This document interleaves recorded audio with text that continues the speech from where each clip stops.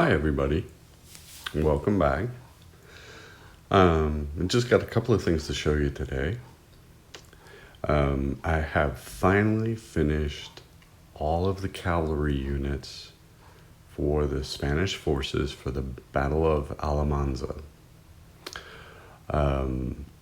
This is the 10mm project that I've been working on, and this past weekend I finally finished all the cavalry units. So the only thing left to do to finish off the French and Spanish part of the battle are the artillery and the artillerists for it. So I'm rather happy. So I thought I'd just take a real quick look here at some of them. So again, all 10mm figures, all from Old Glory.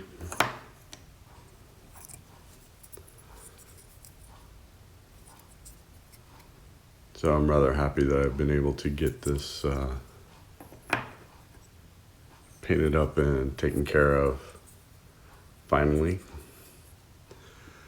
I've been working on this project for almost 2 years now. Here's another unit.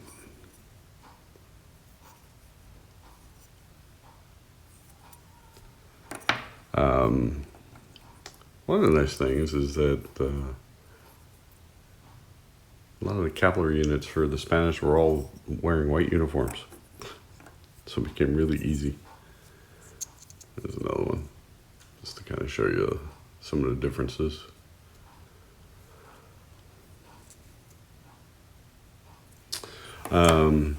So there's that. So I just have to do the artillery and get them based up, and eventually I will end up flocking all of these things. I just haven't decided to do that.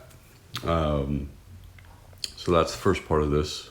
I'm going to switch this out, and I have another project that I'm going to start, so I'm going to show you that. So I'll be right back. Okay, I'm back. So this is going to be a new project for me. 6mm figures, and this is for the Italian War of Independence in 1859.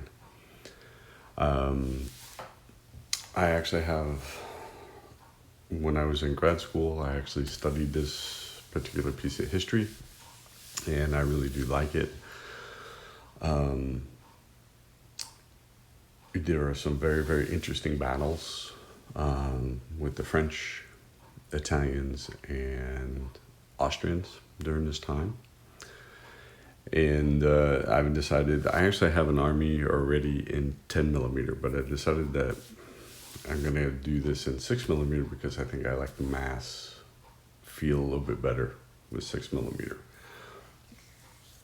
The figures in front of you are all from Bacchus, and I'm trying to decide how to base them.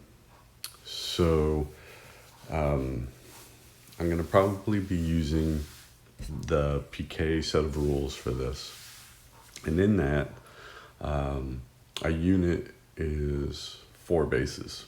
Okay, so pretty standard. What I'm looking at, so to give you an idea, so 4 bases would be considered a regiment. 4 of those would be considered a division. Okay. What I want to try to do is minimize the amount of painting that I have to do, but I also kind of want to go for the mass look. So I have 2 basing styles here. This first one is a normal 40mm by 20mm base, and it only has 2 stands of, or 2 strips of infantry on it, okay? Which means I don't have to paint nearly as much. These bases are 50mm by 20mm. And obviously, there are 4 strips of figures on them. I think this looks better, but it's also going to take me a whole lot longer to put the armies together for the, to be able to do battles, right? Because I'll be painting a whole lot more, and it'll take me a whole lot more figures to get this done. So, throwing it out there to see what everybody likes. Which do you think is better? I think I'm going to actually go with this, but I want your opinions. Which ones do you like better? And throw your comments and stuff down in the bottom of the video.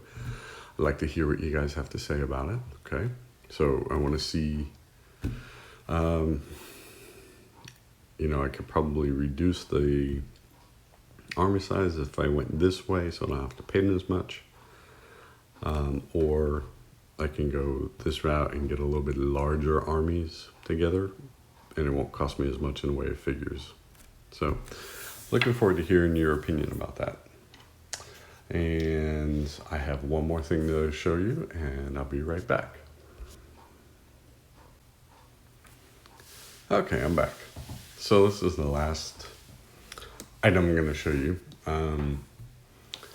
I was listening to Rocky's War Room. Sorry, can't speak. And he was doing an interview with the owner of God's Eye Games, and he was talking with Joe. And they were talking about this set of rules called Steel and Steed, which is essentially a tournament rule set for knights. Okay, so jousting and man-to-man combat, things like that in a tournament setting. So I decided to pick up the rules. I have some figures on the way from Essex and Crusader, I believe. And I thought I would paint up some knights to do some jousting. And my thoughts were maybe I can get... sorry, my camera locked up. So what I thought I would do with this is get the family together and do some gaming with these. The only thing I'm now currently looking for is the tilt, which is the big long fence that separated the two jousting knights from each other. And I found something at First Corps. I guess they have some, but I'm not exactly sure how long it is because they don't have a description of the item, just photo of it, so I don't know how big it is. I have emailed them. I haven't heard back from them yet. But essentially I need something that's 40 inches long for the tilt. So I'm looking forward to seeing that and seeing how well we get on with that. But I actually read through this. This is actually the actual rules for the game itself are only about 30 pages or so. So, I mean, really, there's some nice photos in here too. And read through it yesterday. Seems like a pretty decent set of rules. So I'm going to do that. So look forward to that. In the near future, be painting up some 28mm knights on horseback. So that should be fun. So that's all I have for this week. Just a couple of projects. And I hope everybody's doing well. I hope you're all staying safe. And I will talk to you all soon. Bye.